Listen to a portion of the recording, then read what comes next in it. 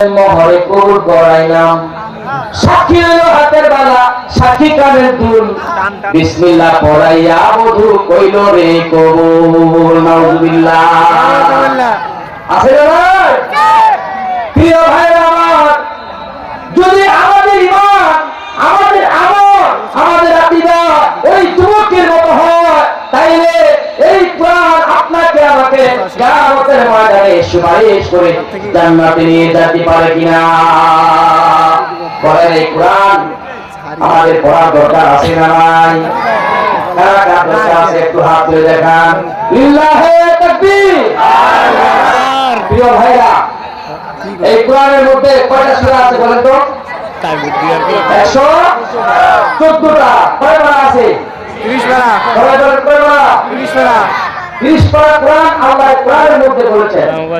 আপনাদের যে মাদ্রাসা আছে